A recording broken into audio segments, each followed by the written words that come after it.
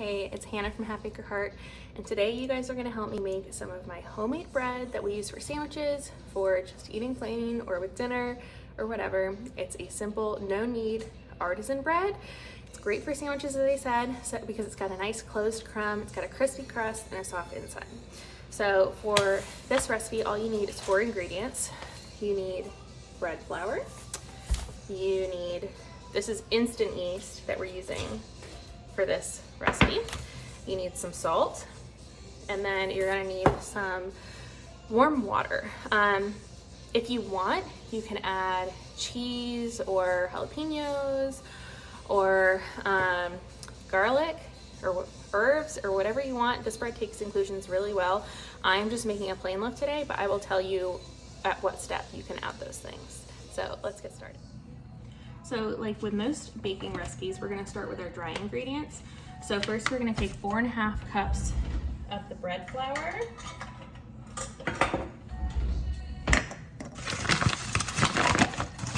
It is important that you use bread flour and not an all-purpose flour for this recipe. Different flours have different protein contents and whatnot that will affect your end result. So 2, 3, and 4. Oh, and a half, 4.5. This makes a very large loaf. Okay, next we're gonna do the yeast. So we gonna first tape that back up so I don't forget. We are doing 1 tablespoon of your instant yeast, and then 4 teaspoons of salt.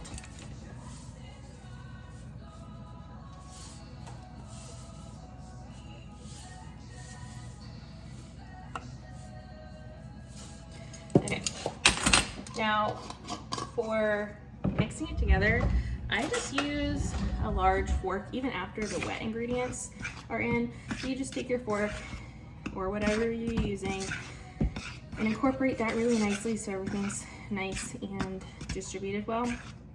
So after that's done, this is the point where you would add your cheese, your garlic, your herbs, whatever you want to include. I've even done, by request of one of my neighbors, cheese and pepperoni. They wanted like a pizza bread and it came out pretty good. And again, this is the point where you add it. So since I'm just doing a plain loaf, now we're going to add our warm water. You need 2 cups of warm water.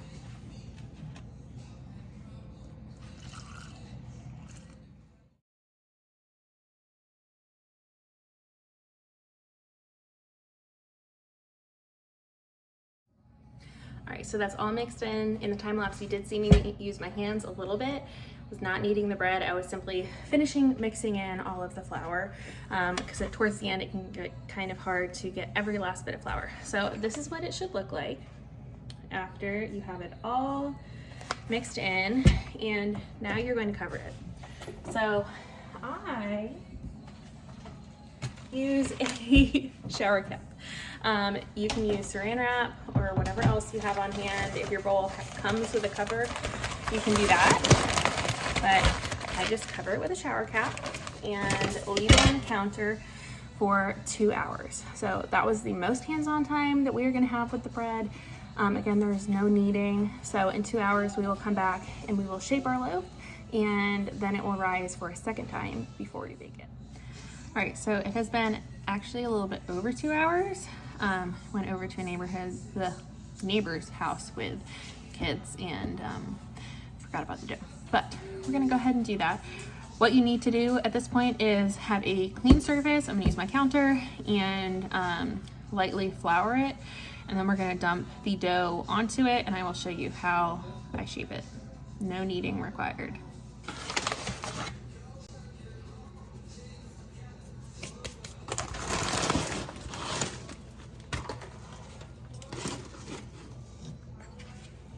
You can see it has doubled in size just about.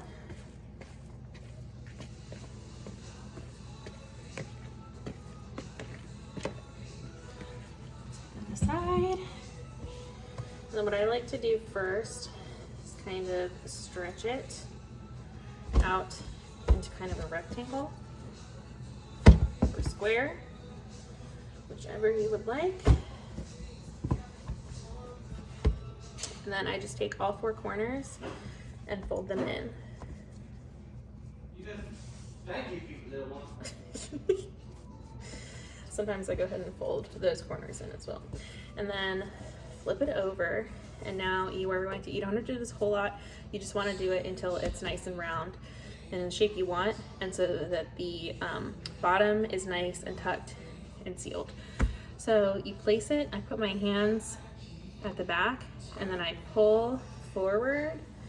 And as I do that, the front gets tucked under. I'll show you from a different angle as well.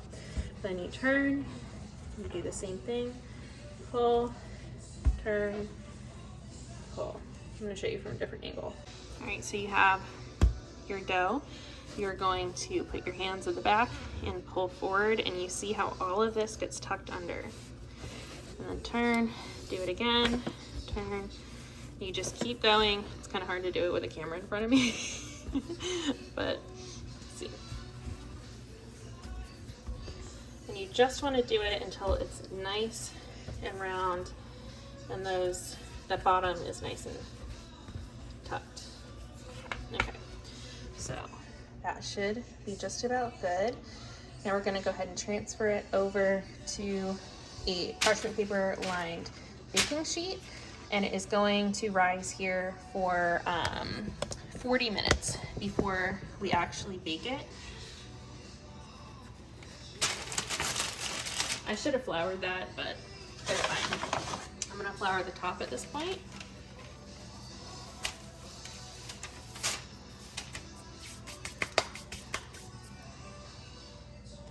All right, so again, it's going to rise for 40 minutes. You don't have to cover it or anything on the pan.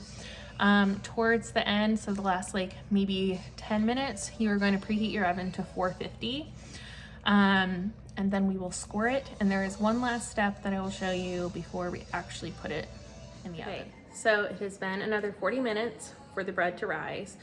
First thing we need to do is the oven is preheating to 450. And while it's doing that, I took a metal cake pan, a round one, doesn't really matter. Could just be another baking sheet that you use.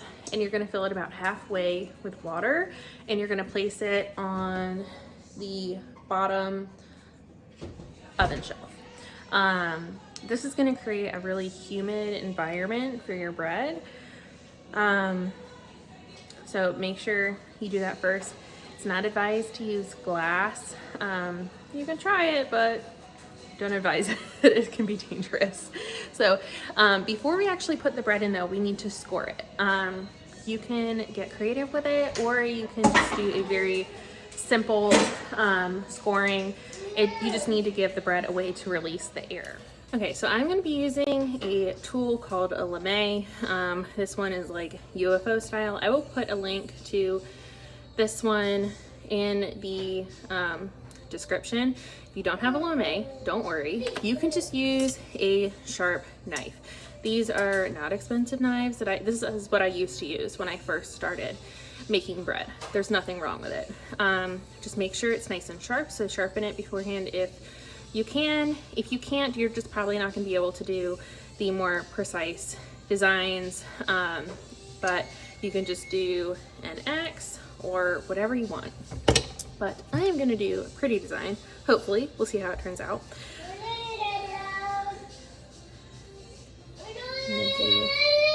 My daughter is done eating and she needs everyone to know.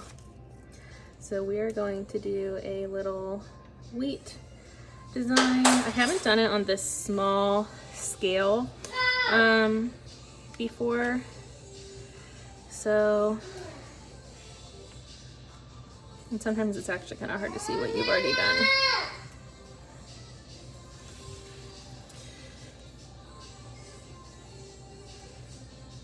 So hopefully this turns out well. I've only done this design on sourdough. The sourdough rises a little bit differently, so we shall see how that turns out.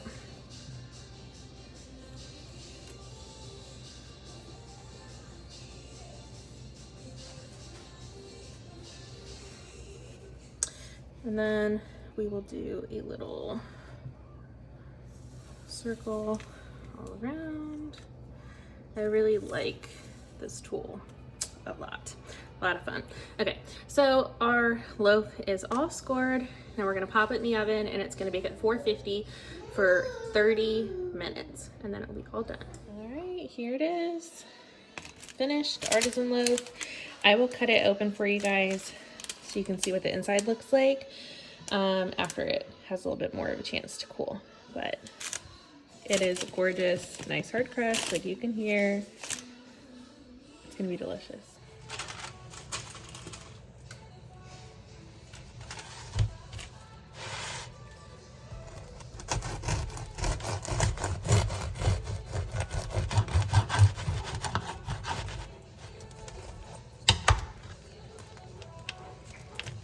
You can see it's got a really nice closed crumb, crisp crust, perfect for sandwiches, absolutely delicious. All right, so the last thing that I'm gonna leave you with, besides that I will have the full recipe written out in the description for all 3 size loaves, the large, the medium, and the small, is that when you're storing this bread, make sure that you put it in a Ziploc or something the first day. That's where it's at. It's so good. It does start to dry out over the next couple days. It typically doesn't really last past like day 3 in my house. By day 3, it is starting to get pretty dried out. So if you don't want it to be completely dried out by like the next morning, make sure you're storing it in a Ziploc. But if you end up trying this, please let me know. Either come back here in the comments or you can follow me at I know my own channel name, at Half Acre Heart on Instagram, which is where I post most things. In fact, I think I also have this recipe posted there a few times. And the next video I'm gonna make will be about sourdough. So stay tuned for that one. That one will be very fun. Bye guys.